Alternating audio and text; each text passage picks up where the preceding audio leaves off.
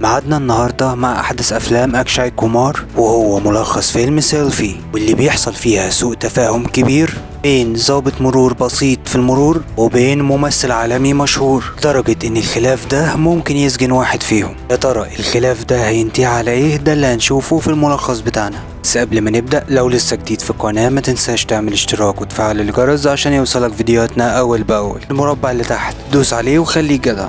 نبدأ الفيلم في واحدة في مدن الهند الكبيرة اللي بيظهر فيها ضابط المرور أوم وابنه في جاي، اللي بيكون وقتها جاي تأمين للممثل العالمي في جاي كومار. رغم كل ده بيسيب التأمين وبيبدأ الاحتفال هو وابنه مع كل الناس اللي موجودين، وده بسبب حبه الكبير جدا للممثل العالمي، لدرجة ان نفس الحب الشديد ليه بينقله لابنه. وفي نفس الوقت بيظهر منافس ليه سيوار، اللي كان مشهور جدا بس قبل ظهور في جاي، ومن بعد ما هو ظهر ما بقاش يمثل اي حاجة، واللي كان مقتنع جدا ان في جاي اكومار يستخدم السحر الاسود عشان يقدر يوصل لدرجة الشهرة اللي هو فيها، وده السبب اللي خلاه يجيب عرافة عشان توصله لنفس مستواه. ساعتها بتقوله انه عشان توصله لنفس مستوى في جاي فده هيبقى صعب جدا، بس الافضل اللي احنا نرجعه لمستوى قليل زيك بالظبط. لما بيكون اوم موجود في شغله بيجيله ابنه وهو بيجري، وبيفاجئوا فيها ان في جاي كومار جاي باهوبالي عشان يحتفل بفيلمه الجديد، وده المدينة اللي هم موجودين فيها. اول لما بيوصل كان هو وابنه من اوائل الناس اللي بيوصلوا، اللي كان كل حلمه انه ياخد صورة سيلفي معاه هو وابنه. ولما بيحاول يوصل له وسط الجمهور الكتير اللي كانوا موجودين فللاسف ما بيقدرش يوصل له وبيسيبهم ويمشي. ولما بيرجع كومار للفندق اللي هيقعدوا فيه بيتفق مع مراته ان هو قدامه 23 يوم ويخلص تصوير الفيلم،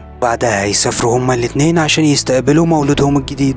وفي نفس اليوم بيجيله منتج الفيلم للفندق يطلب منه رخصة السواقة بتاعته، ده لانهم محتاجينها في التصوير. لما بيطلبها في جاي من المساعد بتاعه بيقوله انها مش معاه، وطبعا مش هيقدروا يطلعوا تصريح التصوير من غيرها. ده السبب اللي خلاه يفكر انه يطلع بدل فائد من نفس المدينة اللي هو فيها. كمان بيطلب من المساعد بتاعه انه يتصل برئيسة القسم إدارة المرور عشان تساعدهم في سرعة الإجراءات، اللي كانت فعلا من أشد المعجبين بيه. في تاني يوم بتروح فعلا لإدارة المرور، وهناك بيتقابل ضابط المرور أوم، اللي بيبلغها هو كمان انه من أشد المعجبين اللي في جاي، انه كمان بيبعت له رسائل كتير على تليفونه الخاص بعد كل فيلم جديد عشان يهنيه بنجاحه. ساعتها بتقول له ان جاله الوقت عشان يساعده، وده لانه محتاج رخصة قيادة جديدة. وساعتها بيقول لها انه مستعد يخدمه حتى لو كان عايز يطلع رخصة طيارة. بس قبل لما بتمشي بيقول لها انه عنده طلب صغير بس، وهي ان يجي بنفسه عشان يستلم الرخصة، وده لانه محتاج انه يتصور هو وابنه صورة سيلفي معاه، كمان عشان كل الناس تصدق انه قابله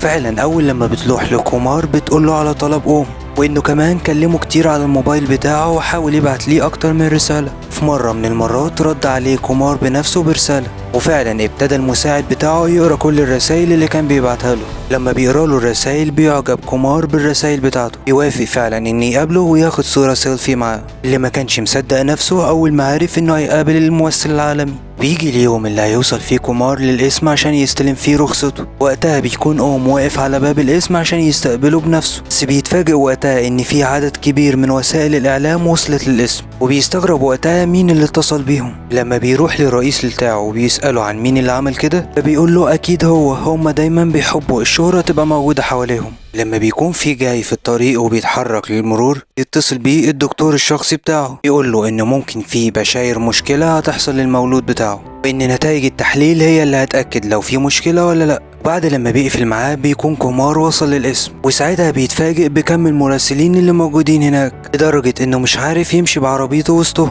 ساعتها بيسأله واحد من الصحفيين أول ما ينزل مع عربيته إنه معنى إن هو جاي النهاردة عشان يطلع رخصة قيادة إن طول الأيام اللي فاتت بيسوق عربيته من غير رخصة قيادة. وقتها يبتدى يستغرب هما ازاي عرفوا بموضوع رخصة القيادة. ولما بيسأل المسؤولة اللي معاه عن الأشخاص اللي عارفين بالموضوع ده فبتقول له إن مفيش أي حد يعرف بالموضوع ده غيرها وظابط المرور. وأول لما بيدخل عليه وبيشوفه يبدأ لوجهه لأنه فاكر إن هو اللي اتصل بالصحافة. قال لهم كمان على موضوع الرخصة، بيسألوا عن اللي استفادوا من الموضوع ده، مش أكتر من شوية فلوس أو حتى شهرة. إن من الرسائل اللي قراها على تليفونه كان فاكر إنه شخص محترم، بس بالشكل ده هو استغله أسوأ استغلال.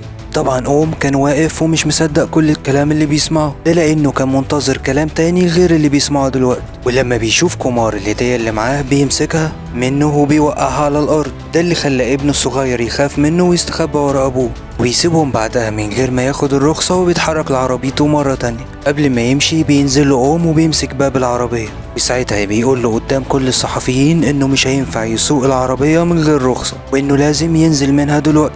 فعلا كومار ما كانش قدامه غير إنه ينزل منها ويخلي المساعد بتاعه هو اللي يسوق. ومش بيكتفي أوم بكده وبس، كمان بيفرض غرامة على كومار سبب إنه جاي اسم الشرطة وهو سايق بنفسه وإنه معهوش رخصة قيادة. وفي نفس اليوم بيبدأ الخبر ينتشر في كل وسائل الإعلام، وبيبدأوا وقتها يتكلموا إن إزاي ممثل مشهور زيه يقدر يسوق عربيته من غير رخصة قيادة، من غير حتى ما أي حد يحاسبه، لأنه المفروض زيه زي أي حد من عامة الشعب. لما بيوصل الخبر لسوراج يكون مبسوط جدا بسبب الأزمة اللي هتحصل لكومار. بيتصل بالعرافة وبيقول لها إن السحر اللي عملته اشتغل. لما بيرجع كومار الفندق بيبدأ يطمنه الدكتور إن النتائج طلعت إيجابية، بس ممكن يضطروا يولدوا المولود الجديد في وقت مبكر عن الوقت اللي كانوا متفقين عليه. في نفس الوقت بتوصل النائبة لبيته وبتقسم له إنها معرفتش حاجة عن موضوع الصحافة، وساعتها ابتدى كل وسائل الإعلام تنشر إن أوم هو البطل الحقيقي، واللي ابتدى يتكلم قدام كل الصحفيين إنه مفيش أي فرق بين النجم وأي واحد من الشعب، وإن لو في جاي كومار عايز فعلا يطلع رخصة قيادة فلازم يجي لاختبارات المرور بنفسه، ولو نجح فيها وقتها يقدر يطلع رخصة قيادة. طبعا أول لما في جاي بيسمع ده يطلب من المنتج إنهم يغيروا مكان التصوير، وده طبعا عشان ما يضطرش يطلع رخصة قيادة جديدة، وإنه محتاج على الأقل شهر عشان يطلع رخصة قيادة، وإن كومار مش قدامه بس غير يومين وهيسافر فيهم لأمريكا. وطبعا كل الأخبار دي كانت بتوصل لسراج اللي كان مهتم بأخباره عن طريق المساعد بتاعه اللي بيقول له إن نتيجة الأخبار ديت الفيلم بتاع كومار هيتأخر عرضه في السينمات. وقتها كل الناس هتبدأ تسأل عن الفيلم بتاعك. ولما بيرجع المنتج لكومار مرة تانية بيبلغوا إنه مش لاقي أي مكان تاني يصوروا فيه، ومش هيضطروا إنهم يستخدموا فيه رخصته بسبب إن أخباره انتشرت في كل مكان، ومفيش أي حد هيقدر يأجر لهم غير بالرخصة القيادة اللي طبعا مش هتطلع غير بعد شهر. وقتها بيطلب منه إنه يأجل السفرية بتاعته لأمريكا، وطبعا كومار بيقول له إنه ما ينفعش يلغي أجازته، وده بسبب مولوده الجديد اللي هيتولد هناك، واللي كان مخبي الخبر ده عن كل الناس. بعدها بتقطع كلامهم ومراته وبتخرج معاه. وقتها بيتفاجئ بكل الصحفيين واقفين بره اللي بيبتدوا يقولوا له بشكل مباشر انه خايف يواجه أوم، واللي كان مجرد ضابط مرور في اسم الشرطة. بس كومار وقتها بيكتفي بالصمت قدام كل وسائل الإعلام. طبعا وقتها مراته بتبدأ تحس بالموقف الصعب اللي هو فيه، بأنه مش قادر يواجه كل وسائل الإعلام بسبب السفرية اللي هم هيسافروها لأمريكا. لما بنرجع لضابط المرور بنلاقيه بنتكلم مع مراته بيقول لها إن هو السبب في كل الضجة اللي بتحصل دلوقتي، إنه المفروض كان يواجه كومار، إنه يفهمه سوء التفاهم اللي حصل ما بينهم، لأنه فاكر إن هو اللي بلغ كل الصحافة بموضوع الرخصة، وجه الوقت اللي يعتذر ليه ويديله الرخصة من غير أي اختبارات. طبعا مراته كان رافضة كل اللي بيقوله بسبب الشهرة اللي هما بقوا فيها. وفي نفس الوقت بيكون كومار وصل للمطار ومراته، واللي ساعتها بتبدأ تشجعه انه لازم ياخد حقه من ضابط المرور، وانه كده كده الطفل بتاعهم لسه ما اتولدش، ولما يبقى الموضوع خاص بسمعته لازم يواجهه، وهي هتقدر تسافر لوحدها ولما يخلص الموضوع يجي. وفعلا كومار بيقتنع بكلامها وبيبدأ يودعها. لما بنرجع لأوم وبيكون نايم في بيته بيسمع شوية ناس بره بيتكلموا بصوت عالي بيقولوا إن ده بيت ضابط المرور. وأول لما أوم بيقرب من الشباك يتفاجئ بعدد كبير من الناس بيحتفوا عليهم طوب بكميات كبيرة. ووقتها للأسف بيتصاب ابنه في جاي بطوبة من الطوب اللي اتحدف عليهم اللي اتخبطت في دماغه. وأول لما بيلاحظوا إن الجيران اتلموا بيهربوا بسرعة، وأقصى سرعة بيتحرك أوم للمستشفى بابنه. الغريب إنه في نفس الوقت بيجيله مكالمة من كومار اللي بيبدأ يقوله فيها إنه ده درس بسيط يعلمه له نتيجة تحدي ممثل مشهور زيه. طبعا وقتها بيتأكدوا إن اللي بعت الناس دول هو كومار. ولما بيوصلوا للمستشفى ويعالجوا ابنهم بتقول له مراته إنهم لازم يعملوا محضر ضد كومار، بس وقتها أوم بيقول لها إن مفيش فايدة من المحضر، وده لأنه شخص مهم وأكيد هيتخلص من المحضر، وإنه عنده طريقة اللي هيقدر ينتقم بيها منه. وبأقصى سرعة بياخد عربيته وبيروح لمركز إعلامي مشهور بيقول لهم إنه عنده خبر حصري هيقوله لهم.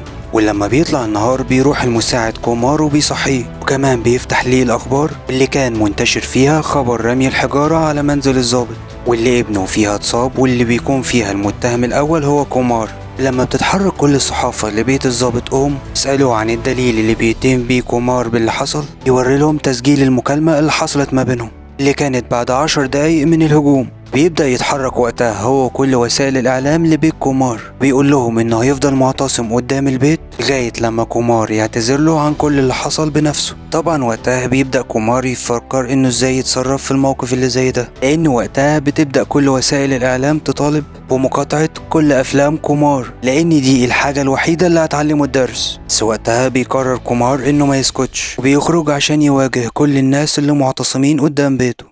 وبيبدأ وقتها يقول لكل وسائل الإعلام إنهم زي ما سمعوا قصته لازم يسمعوا قصتي. بيوريهم وقتها كل الرسائل اللي كان بيبعتها له على تليفونه، واللي بتبين قد إيه هو كان من أكبر المعجبين بيه. اليوم اللي كان راح له فيها الاسم كان عايز ليها صورة سيلفي، بس وقتها هو طمع وكان حابب يتشهر، وعشان كده بلغ الصحافة بكل اللي حصل، إنه بيعترف إنه هو فعلا كان غلطان وجه الوقت اللي يعتذر فيه، وكمان مستعد انه يعمل كل الاختبارات اللازمة عشان يطلع رخصة القيادة، بس بشرط ان اللي يعمل له كل الاختبارات دي هو الضابط اوم. وكمان بيأكد لهم انه مش هو المسؤول عن رمي الحجارة على بيته. وقبل لما يجي اليوم المحدد للاختبار بيبدأ كومار يجهز نفسه ويذاكر كل قوانين المرور واللي هيمتحن فيها عشان يحصل على الرخصة، وفي نفس الوقت بيكون الضابط اوم بيجهز نفسه بكل الأسئلة اللي هيواجه بيها كومار. وبتعدي الأيام وبيجي يوم الاختبار وبيروح فيه كومار لاسم المرور. بتبدأ وقتها المواجهة بينه وبين الضابط اوم، وبيبدأ الضابط اوم يقول له طبيعة الأسئلة اللي هيسألها له، وإنه هيسأله 10 أسئلة لازم يجاوب على 6 منهم. ولما بيبدأوا السؤال الأول بيحتار كومار في الإجابة، وللأسف لما بيجاوب بيكون الإجابة غلط، ولما بيرجع وبيسأله السؤال التاني برضه بيجاوب إجابة خاطئة. لما بيبدأ بعدها اوم يسأله الأسئلة الباقية اللي كانت عبارة عن أسئلة مباشرة بينجح كومار إنه يجاوب عليها بشكل صحيح. وبيعدي كتير من الوقت وبتستمر ما بينهم مباراة الأسئلة، وبينجح فعلا كومار إنه يجاوب على ال6 أسئلة بشكل صحيح، وساعتها بيهنيه رئيس القسم إنه نجح في الاختبار الشفوي. وبيبدأ يقول له إن من الطبيعي إن اختبار القيادة بيبقى بعد 30 يوم، بس بسبب انشغال أعماله هو يخليه بكرة. ولما بيستعد إنه يمشي بينده عليه اوم، وبيبدأ يقول له إن الامتحان لسه مخلص وإن في سؤال باقي لازم يسأله له. ورغم كل ده بينجح كومار إنه يجاوب على آخر سؤال، وبيفشل اوم إنه يسقطه في الامتحان. طبعا بيرجع لبيته وهو زعلان ومتضايق. ولما بيكون سراج موجود في الاستوديو بيسجل إعلان جديد يجيله مكالمة من المساعد بتاعه، ساعتها بيكون مايك الاستوديو مفتوح، وبيبدأ يعترف ليه إن هو اللي نظم الهجوم على منزل اوم. وفي نفس اليوم بتتصل مرات كومار بيه تقول له انها محتاجاه جنبها في يوم الولادة. ساعتها بيقول لها انه حتى لو منجحش بكرة في اختبار القيادة هيجيلها. في تاني يوم بيوصل كومار لاختبار القيادة العملي. وقتها بيكون كل الجمهور والمشجعين والمعجبين اللي معجبين وقتها بيحطوا ان كومار يقف في الطابور ويستنى دوره. طبعا كل اللي واقفين في الطابور كانوا من معجبينه وبيقرروا ان هو يكون اول واحد يختبر. لما بيبتدي اوم يفحص العربية اللي هيمتحن بيها كومار فبيفاجئهم وبيقول لهم ان العربية مش هينفع يمتحن بيها، ده بسبب ان صوتها عالي فوق ال80. وقتها بيقول لرئيس القسم بتاعه ان هو ممكن يمتحن بالعربية الخاصة بتعليم القيادة. ساعتها اوم بيقول له بس بشرط يكون اتعلم في مدرسة القيادة لمدة 30 يوم. بسرعة بيروح كومار لصاحب العربية وبيشتري منه العربية فورا عشان يعمل عليها اختبارات القيادة. فعلا بيبدأ يخش ساحة الاختبار ويعمل الاختبارات المقررة كلها. بعد لما بيخلصها بينزل من العربية وبيكون فاكر انه ناجح. لما بيبصوا في الورقة اللي اداها لهم اوم بيلاقيه انه ساقط. السبب الاول انه لما كان بيرجع ورا كانت عليه على العجل مش على الطريق. انه السبب التاني لما جه يركن العربية فساب العربية والعجل بشكل غير مستقيم. السبب الاخير انه ما شدش فرامل اليد. وقتها كومار بيقول له ان هو سمع اسبابه فياريت يسمع اسبابي. بياخده بسرعة للعربية وبيبدأ يشرح ليه، وبيقول له انه تعليقه على السبب الاول انه فعلا ما كانش باصص على الطريق بس العربية كانت واقفة مش بتتحرك، وكمان يقدر يراجع الكاميرات لو مش مصدقه. تعليقه على السبب التاني اللي اول لما ضرب الصفارة فهو اضطر انه يقف، وساعتها كانت العربية على منحدر، والقانون بيقول انه لازم لو وقف في العربية وكان على منحدر هيكون العجل بزاوية. اما السبب التالت فهو مدي غيار للعربية وفعلا مش شادد الفرامل، لان بالشكل ده العربية مش هتتحرك.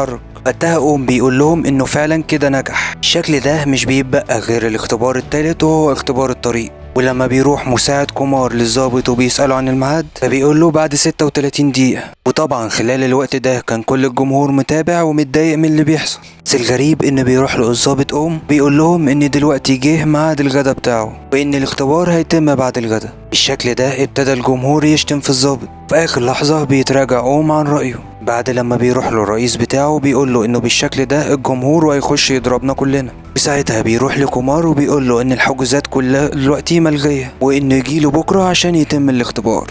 طبعا بعد كل المحاولات دي بيكون كومار فقد طاقته، بيروح لأوم بنفسه وبيقطع كل ورق الاختبار بتاعه. بيتحرك بعدها للجمهور اللي كان موجود وبيبدأ انه يصرح ليهم ان من الوقت ده مش هيقدر يسوق عربية مرة تانية، ده لانه مش هيقدر ياخد رخصة القيادة. اعترف ليهم انه بقاله 5 سنين هو ومراته مستنيين مولود وانه مسافر مخصوص امريكا النهاردة عشان يستنى المولود بتاعه. ده السبب اللي هيخليه ما يستناش لغاية بكرة، وكمان مستعجل على السفر لامريكا. وبيمشي بعدها وبيتحرك بسرعة للمطار.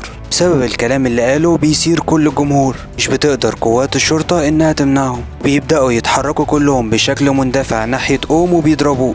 بس وقتها بيلاحظ كومار باللي بيحصل في عربيته. فجأة بيبدأ يظهر مرة تانية وسط كل الجمهور اللي كان موجود. بيحاول بأقصى سرعة يوصل يحاول يخلصه من وسط كل الناس اللي كانوا هيموتوه. كمان بيركبه جوه العربية بتاعته. وقتها بيبدأ يعتذر ليه عن اللي حصل، وكمان بيقول له انه عمل كده غصب عنه، وكل الحكاية انه كان عايز يسترد شرفه قدام ابنه، بانه اساسا في اول مرة كان مجهز ليه رخصة القيادة في الهدية اللي رماها. بيقسم له انه وقتها مش هو اللي بلغ الصحافة. ساعتها بيقول له كومار ان مش هو اللي كمان اللي رمى الحجارة على بيتهم. قبل لما ينزل من العربية بتاعته بيطلب منه كومار بنفسه انه يتصور معاه صورة سيلفي. وقتها فعلا ما كانش مصدقين باللي بيحصل. وقتها بتجيله مكالمة انهم عرفوا مين اللي رمى الحجارة على بيت وطبعا بيروح القسم وبيقابل سراج واللي كان مسؤول عن كده. وكمان بيعرفوا مين اللي اتصل بالصحافة وقتها، ده لانها كانت عايزة تفوز بالانتخابات. بيجي الوقت اللي بيودعهم فيه كومار عشان يسافر لأمريكا. ساعتها بيديله رخصة القيادة الجديدة اللي كان رماها. بس كده يا سيدي، دمتم في امان الله. كل اللي وصل للاخر انتوا احلى وجدع ناس.